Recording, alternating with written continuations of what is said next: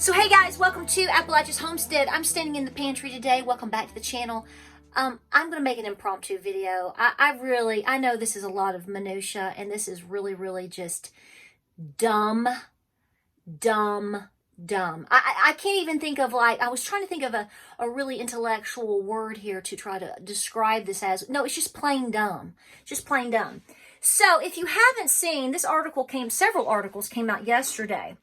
I'll link one down below. You can Google this right now and you can find it. It probably is somewhere on television. Who knows? Because it's just a bunch of nonsense. But so if you just take it at what it is, it's ridiculous. And anybody in their right mind is not going to pay really that much attention to it or think that it's valid or important. But there are points here that I think that you should consider. So you have this professor outside of or in Chicago, and she has basically come out. Let's switch. Oh my gosh. Is this too feminine for you? I mean, I don't know. This could be, is this sexist? I don't know. So you have an article here, and I'm going to come right up here to the headline. Oh, what a beauty. Okay. So basically, I'm reading this one to you from the Daily Mail.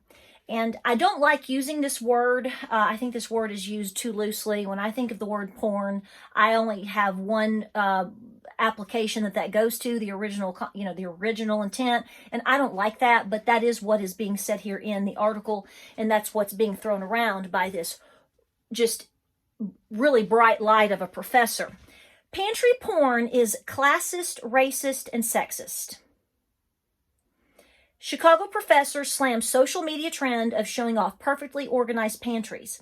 Now, when you get into the article, she does go into how basically people are showing off their pantries. It's a big Instagram thing. We had to slam the Kardashians in this, which I think is really dumb too. Who cares?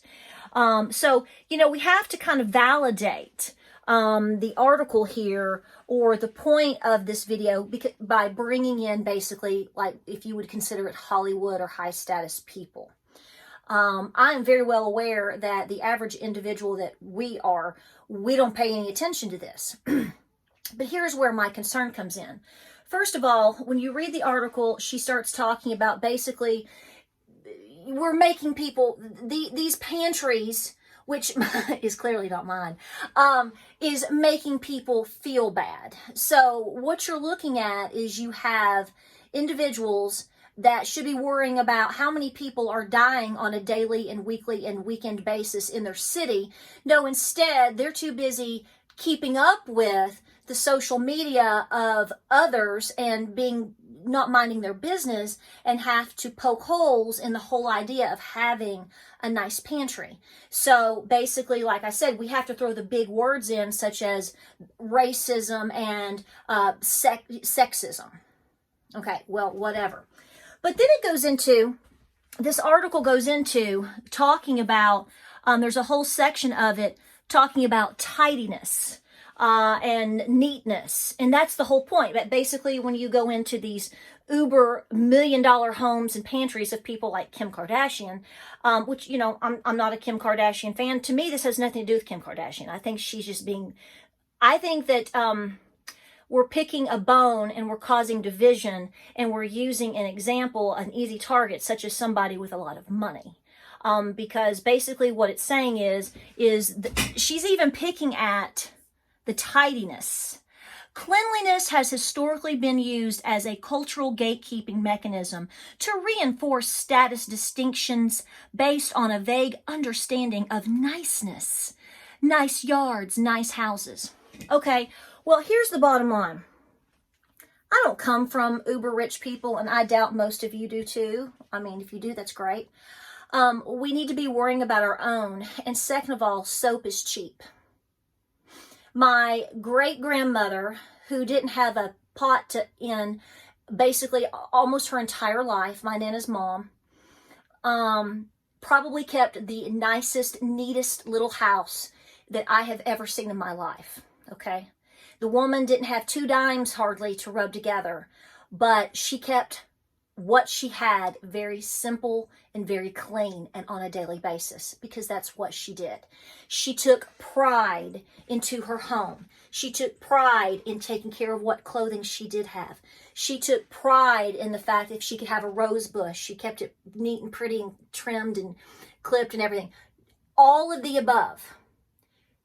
Probably one of the most, we're talking about somebody that grew up during the Depression, was a teenager during the Great Depression. So because of that, anything after that, everything was important. She canned foods, they gardened, they did all of the above. And she would have given anything to have a pantry as big as mine. Okay. And I guarantee you it would have been much more organized and it would have been much neater. I guarantee it. Okay. So what this is basically doing is, where my concern is on this is, it's basically, we have more division. It's basically saying that if you take pride in having anything like this, well, it's playing the mind game and the manipulation of, well, you must be sexist and you must be, you're just into being too feminine. I love being too feminine. So let's just knock this out of the ballpark right now. I'm taking defense classes, self-defense classes again right now. And let me tell you right now, no matter what anybody tells you, there is a massive distinction between a woman and a man, a woman's body and her mind compared to a man, his behavior, his mind, and what he does. It is biological, it is historical, it is biology 101, no matter what society is trying to tell us right now. It is the bottom line. If you want to go argue with these fabulous instructors who are all men who and women that sit here and say these are the facts these are the facts and days of our lives, then you go right ahead. I'll just sit back and eat popcorn. The bottom line is women do have a tendency to, not all, but to try to be more. That we like to organize, we like to be neat. But here's really the bottom line with this. Do not start stockpiling a pantry if you are not willing to try to keep up with it, if you are not trying to long-term store your foods better, if you don't have a $1 bottle of what Fabuloso from the Dollar Tree, or it's not even the Dollar Tree anymore, Dollar General, but it's a smaller bottle, right? Yeah, because, they have to do that.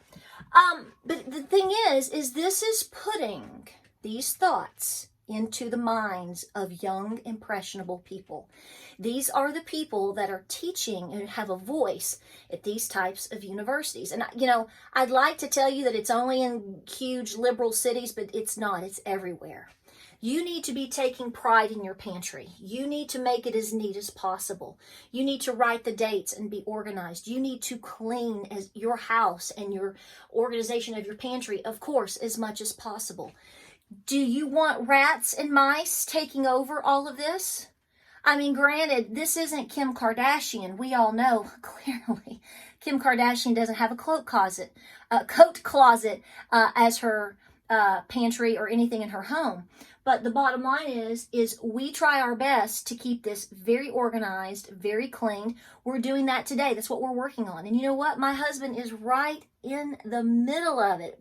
Yes, big Scottish dude is right in the middle on St. Patrick's Day with me, cleaning up things, going over dates, marking things, throwing some things away, giving some things to the chickens. He's all in it. That's what today was supposed to be, was clean out pantry day, organize pantry day, write down items day. And he's a dude, and he's definitely all dude. So here's what I'm saying. They are trying every which way possible to even be cute and trendy about it, picking on Kim Kardashian. And again, I'm not a Kardashian fan. I don't even watch that stuff. But I don't care what she does. You know what? I hope Kim Kardashian has $1 million pantry packed with beautiful foods and they're organized and they last her 5 years. Just like I hope you do too. Because the more people that have a well-placed pantry, no matter who they are, what color they are, where they come from, the better that they're going to feel about themselves, the more prepared they're going to be for anything, and that's less that others are going to try to be taking from you and me. We should be encouraging these behaviors. We should be encouraging these things. And I am telling you right now, if you have a young person in your home that is a teenager, especially, preteen, teenager, they need to be involved with this with you, because it's not going to be long. And you know, who knows how long all of these hardships we are experiencing, which I think is just the tip of the iceberg that we're going to be experiencing. They have to learn to take pride in all of this. You, most likely, sitting right here with me, you've not been through a Great Depression. My Nana is 86 years old, and she was born in it.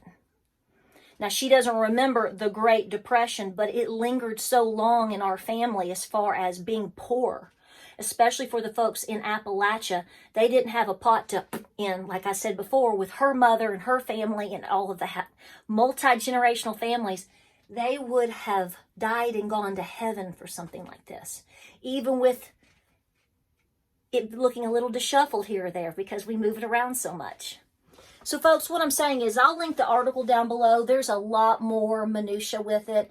It's dumb. It's ridiculous. It is silly. I don't know anybody that sits around and thinks this stuff up that is actually trying to help society, that is trying to help young people, that is trying to help people be more self-sustainable. And furthermore, I would love to know, even though, this woman who thinks this woman who's writing this junk, I'd say she has a pretty good salary. You know, you don't become a professor of a very well-known Chicago-based university and you ain't doing too shabby, okay? So the question is why are we doing this to individuals? Why are we trying to divide and play class warfare as well? I'm not interested in that. If you're going to play class warfare, well, then we can start with our administration and all the monies and that they've been getting and where are our tax dollars going. Let's start there. I mean, you know, again, Kim Kardashian is not making an impact on me, my doings, and my pantry today. But I know a lot of so-called leaders, well, so-called, that are having a massive impact on mine and your pantry today. So I don't know. What do you think? Maybe we should start there. And again, it doesn't matter if you're a male or a female. It doesn't matter if you are black or white. It doesn't matter if you are poor or rich. My point is everybody over time can build a pantry and take pride in it when you do. Big, little, however you can do it. And by all means, absolutely, be as neat and tidy and as organized as possible so that you know what you have. You don't waste what you have. And, you know, when you can see it, you know what you have, and you rotate it and you keep up with your area nice and neat, you're going to know quickly if you have something that might spoil or if a critter gets involved, because it will decimate everything that you've got going, which is a waste of time, energy, and money. And we all know that those are limited resources right now. I'll link the article down below. Let me know what you think. I know this is a bunch of bogus nonsense, but like I said, these are the things that they are doing. They're coming in the back door. These types of conversations or agendas that are being driven are coming through the back door, and they are to distract us, they are to divide us, and they are to take the minds of our children. Shame on you for anybody that is trying to drive the nail in something like this, because this is not what we need to be doing. We need to be encouraging people, and we need to be positive, and we need to be preparing. Like, subscribe, and share. I hope you find this video helpful today. Don't stop. That's what they're trying to get you to do. They just want you to be a bunch of low-life slobs. Because we all know a jug of $1 Fabuloso in a little organization is a bad thing. Right. Guys, happy St. Patrick's Day. Let that Irish fire go. We'll see you on the next